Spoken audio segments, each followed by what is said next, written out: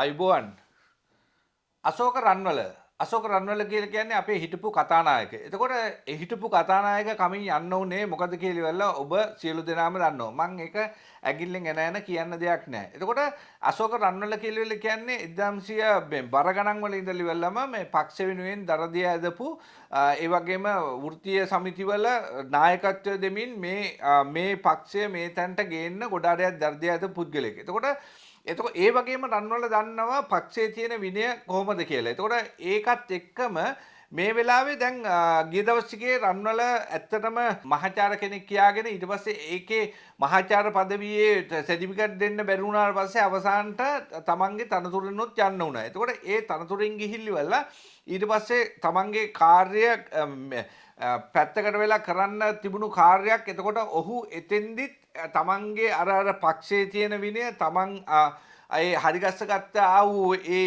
පක්ෂයේ පන්ති පහ කල්ලිවල ගත්තා වූ ඒ විනය හරි විදියට තමන්ට ප්‍රායෝගිකව ඒක ඔප්පු කරගන්න බැරි වෙන අවස්ථාවකට ඇවිල්ලා තියෙනවා. එතකොට ආයි අපි රන්වල කතා කරන්න උනේ. එතකොට රන්වල කතා කරන්න උනේ රන්වල මේ වෙලාව වෙනකොට ඇක්සිඩන්ට් එකක් කල්ලිවල ඒ ඇක්සිඩන්ට් එක වහගන්න ගිහිල්ලිවලා කරපු කාර්යයන් නිසා තමයි මේ වෙලාවේ මේ රන්වල ආයි කතා කරන්න උනේ. මොකද මේ අශෝක රන්වල රජයෙන් බලපෑම් කරා කියන කාරණේ අපි දන්නෝ පැහැදිලිවම රජයෙන් කවුරුවත් පොලිසියට හෝ කාටවත් බලපෑම් කරේ නැහැ. නමුත් එතනින් එහාට රන්වලගේ කාර්යය, ඒ කියන්නේ තමන් වෙනත් දේශපාලන ක්‍රමවේදයක් අනුගමනය කරන්න කියලා අපිට රටට මේ ක්‍රමවේදය ඇක්සෙප්ට් කරන්න ඕන කියලා ගෙනාපු රන්වලලම එතකොට රන්වලට කරන්න තිබුණා අනිවාර්යයෙන්ම තමන් තඩංගුවට ගන්න කිසි ප්‍රශ්නයක් නැහැ. ඒ වගේම මත්ද්‍රව්‍ය හෝ මොකක් හරි අරක්කු පාවිච්චි කරලා තියෙනවද කියලා ඒ ටෙස්ට් එක කරන්න කියන එක කියන්න තිබුණා. ඒක කරා නම් ඇත්තටම රන්වල ඒක තමන් ස්වයංව පොලිසියට කියලිවල හෝ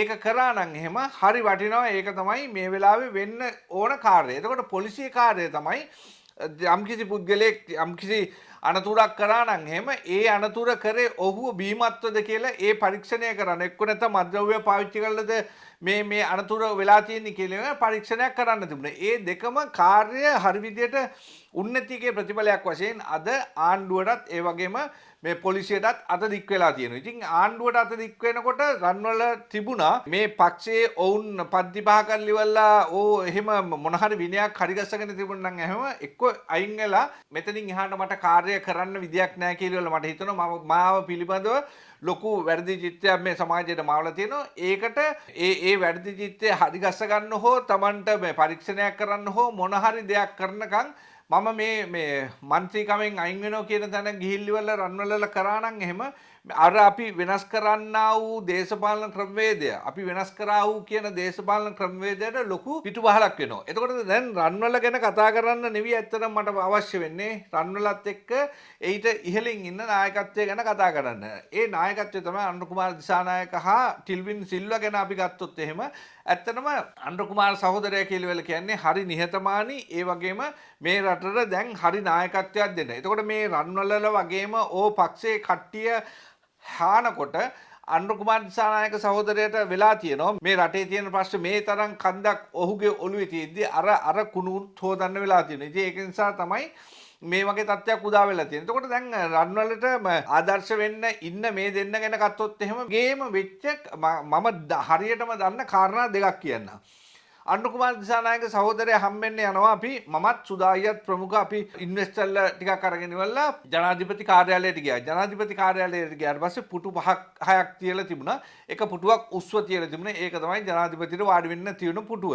එතකොට ජනාධිපති වාඩි වෙන්න තියෙන පුටුවේ වාඩි වෙන්න නැතුව සුදායිය මෙහෙම ඉන්නවා අනිත් ඉන්වෙස්ටර්ලා මෙහෙම ඉන්නවා මම මේ පැත්තේ හිටියා. එතකොට මම වාඩි වෙන්න තිබුණේ මේ අර ජනාධිපති වාඩි වෙන්න තිබුණු පුටුවේ. එතකොට ජනාධිපතිතුමා සුදායිය ගා වාඩි වෙලා මේ පේනව නේද පුටුව හදලා තියෙන විදිහ සම විදියට මේ පුටු ටික හදලා නැහැ. ජනාධිපතිට උස්ව මේ වාඩි වෙන්න තමයි මේ පුටුව හරි ගස්සලා තියෙන්නේ. ඔන්නතර වාඩි වෙන්න මල්ලි කියලා මට වාඩි වෙන්න දුන්න වාඩි වෙලවල සුදායියත් මමත් මැදි කරගෙන අනිත් කට්ටියත් එක්ක කතා කර හිටියා. ඒ වගේ හරි නිහතමානී චරිතයක් තමයි අපිට වෙච්ච. අපි හැමතිස්සෙම ප්‍රායෝගික ජීවිතය ගැන කතා කරන්න ඕනේ. ප්‍රායෝගිකව මේ සමාජයත් එක්ක ගැටෙන්න ඕන නිසා තමයි මම අර නිහතමානීකම ඒක කියන්න හේතුව උනේ. ඊට පස්සේ තව කාරණයක් කියන්නම්. ඔබ දකින්න ඇති මේ ව්‍යසනය වුණාට පස්සේ ජනාධිපති කෙනෙක්ගේ කාර්යය කොහොමද කියන එක ඔබ දකින්න ඇති. වෙනදා ජනාධිපති අගමැතිවරු ඒ විදියට අර තමන්ගේ දුරකථනය භාවිතා කරලිවලා අනිත් මිනිස්සුත් එක්ක කොහොමද ගනුදෙනු කියලා ඔබ දකින්න ඇති. ඒ කට්ටියට කතා කරලා මල්ලි ඔයා අතෙන්ට ගියාද මල්ලි? එතන ඒ හාමුදුරුවෝ පිරිසත් එක්ක අර කට්ටිය මුදවගත්තද එතෙන්ට වාහනේ යන්න පුළුවන් වුණාද? එක්ක නැත්නම් මේ මොනවද යන්න පුළුවන් වුණේ?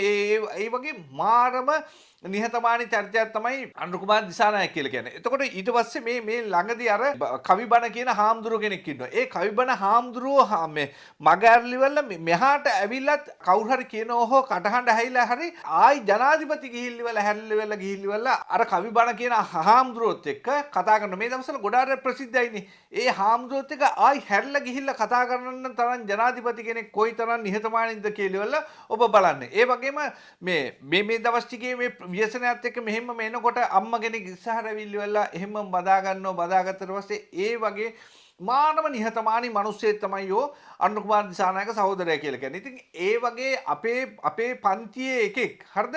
අපේ පන්ති එකෙක් මේ විදිහට ජනාධිපති වෙලා ඉන්නකොට අපි හැමතිස්සෙම කරන්න ඕනේ අපි අන්නේ හයිය දෙන එක තමයි කරන්න ඕනේ. ඊට පස්සේ කාරණේ තමයි අපි ඊට පස්සේ ටිල්වින් සිල්වා සහෝදරයා. ටිල්වින් සිල්වා කියලා කියන්නේ පාර්ලිමේන්තුවට මේ වෙලාවේ අගමැති පුටු අරගෙන එන්න පුළුවන් පුද්ගලයෙක් තමයි ටිල්වින් සිල්වා කියලා කියන්නේ. හැබැයි ඒ මිනිස්සේ එහෙම ආවද? මේ පක්ෂේ මහලේකම් තනතුර දරගෙන එතෙන්ට වෙලා මේ පැලවත්තට වෙලා ඒ පක්ෂයේ තනතුර දරාගෙන එතනින් එහාට අර තිබුණ තමන්ට ඕන විදියට බලය භාවිතා කරන්න පුළුවන් තමන්ට බලය ඕන විදියට තමන්ට බලය හම්බුණා කියලා ඕන විදියට කරන්න පුළුවන් අවස්ථාව තියෙද්දිත් මේ මිනිස්සයා අර පැලවත්තට වෙලා තමන්ගේ පක්ෂය මෙහෙවගෙන ඊට පස්සේ රටේ මිනිසුන්ට මේ අවශ්‍ය දෙන්නා වූ ඒ හයිය දීගෙන මේ වෙලාවේ ඒ මිනිස්සයා ඉන්නෝ. ඒක කොයිතරම් දෙයක්ද? තව ඔබ දන්නේ නැති කාරණයක් එක කාරණයක් කියන්න. කතරගම දේවාලයේ බස්නායක තිලමේ තනතුර මේ හිස් වෙනවා. හිස් වුණාට පස්සේ එතකොට ඔහුගේම අක්කගේ පුතා. හරිද? ඔහුගේම අක්කගේ පුතා ශක්ති ඒ තන්දෙට ඉදිරිපත් වෙන්න යනවා. ගිහිල්ලිවල එකටම යන්නේ මේ ටිල්වින් සිල්ලා සහෝදරයා ගාවට ගිහිල්ලිවල අහනවා මාමේ හරි බාප්පේ හරි වට්ටෙව. ඒක ගිහිල්ලිවල අහනවා මේ විදිහට මම මේ ඡන්දෙට ඉදිරිපත් වෙනවා. හොඳයි කියලා ඔළුව වන්නෝ. එතකොට මේ මට උදව් කරන්න බෑ කියලා කියනවා. එතකොට ඇයි බෑ කියලා කියන්නේ කිව්වට පස්සේ මම මේ රටට මේ පක්ෂේ නායකාධිකාරීන්ගෙන් ලොකු තනතුරක් දාන්න කෙනෙක්. එතකොට මම යම් කිසි විදිහකින් මගේ බලය රාජපක්ෂ හැතිකරේ වගේ බලය පාවිච්චි කරලිවලා ඔයාට ඒ තනතුර අරන් දුන්නොත් එහෙම එතකොට බලය අවභාවිතා කරා වෙනවා. එතකොට ඒ මිනිස්සයා අර පක්ෂයේ තියෙන විනය මේ විදිහට තමන්ගේ බලය අවභාවිතා වෙන්නේ නැති වෙන්න තමන්ගේ දරුවටත් මේ දරුව තමයි තමන් දරුවෙක් විදිහට හදාගන්න එතනින් එහාට ඔහුට දරුවෝ නැති නිසා. හරිද?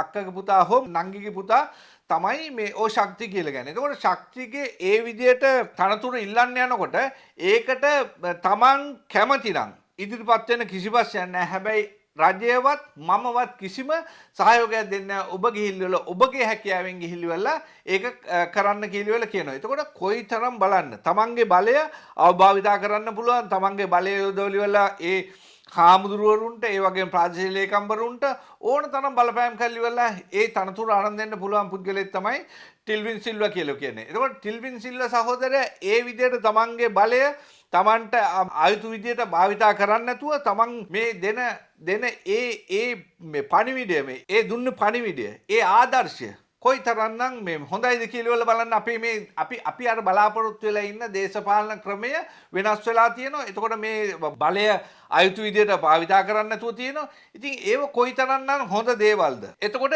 අන්න ඒ වගේ හරිද? අන්න ඒ වගේ බලය ආයුතු විදියට භාවිතා කරන්න නැති පරමාදර්ශී නායකයෝ ඉන්න පක්ෂයක් වෙලා අශෝක රන්වල මේ කරන්නේ මොකද්ද කියලා මට තේරෙන්නේ නැහැ. ඒක නිසා අශෝක රන්වලට යුතුයකමක් හා වගකීමක් තියෙනවා. මම කියන්නේ ඒකයි. තමන් පක්ෂේ ඉහලා ඉන්න නායකාධිකාරීන් කතා කරලිවලා ඔබ අයින් වෙයන් ඔබ මෙහෙම වෙයන් කියලා කියන්නේ නැතුව ඔබට යුතුයකමක් තියෙනවා. මේ වෙලාවේ පක්ෂයට මේ ඇති වෙලා තියෙන කළු පැල්ලම මකා දාන්න තමන්ව සොයන්ව පාර්ලිමේන්තුවෙන් අයින් එලිවලා ගිහිල්ලිවලා තමන් අර පක්ෂයට දීපු නායකත්වය පැලවත්තට හෝ එතනින් එහාට ගිහිල්ලිවලා ඒක දෙනව නම් වටිනවා කියන එක මම මේ වෙලාවේදී පැහැදිලිව මතක් කරන්න කැමතියි. මොකද මේ පක්ෂය කියලා කියන්නේ ඒ විදියට විනයක් පවත්වාගෙන ආපු පක්ෂයක්. එතකොට මේ පක්ෂයේ මේ තරම් මිනිසුන්ගෙන් අපවාද අහන්න තැනටපත් කර එක ඔබ දැනගන්න ඕනේ. එක්කෝ ඒක නිරාකරණය කරන්න, එක්කෝ නැත්නම් ඒ නිරාකරණය කරන්න තිබුණු අවස්ථාව ඔබ නැති කරගත්තා. ඒකයි කියන්නේ. ඔබ කිව්වනම් එහෙම නිකන් හරි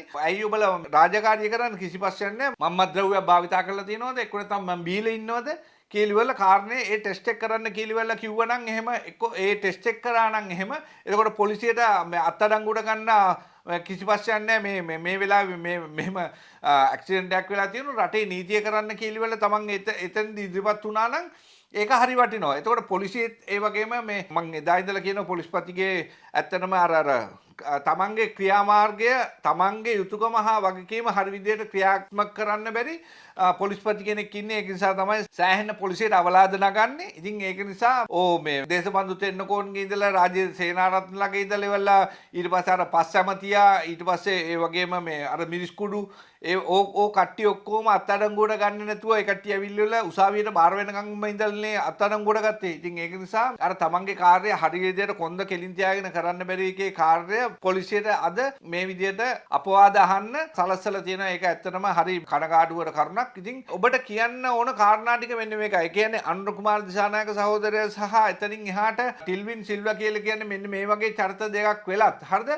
තමන්ගේ දරුවා බස්නායක නිලමේ තමන් දරුව කියලා හදාගන්න දරුවත් බස්නායක නිලම කෙනෙක් විදිහට වාඩි කරන්න තිබුණු අවස්ථාව තමන් කැමති නම් ඉදිරිපත් වෙන්න පුළුවන්. එතනින් එහාට තමන් ගිහිල්වල ඒ වපසරිය හරිගස්සගෙන තමන් බස්නායක නිලමේ කෙනෙක් වෙනවා කියන එක හරිගස්ස ගන්න එහෙම ඒ විදිහට ගිහිල්වල තමන් ගිහිල්වල ඒ දේ කරගන්න කියපු මිනිස්සෙක් මේ තරම් මේ නායකත්වයට ඉඳිද්දී අශෝක රන්වල්ල මොනවද කරන්න කියලා තාම තේරෙන්නේ නැහැ. ඒක නිසා ඔවුන්ට මේ පණිවිඩය දන්න කට්ටිය ෂෙයා කරන්න.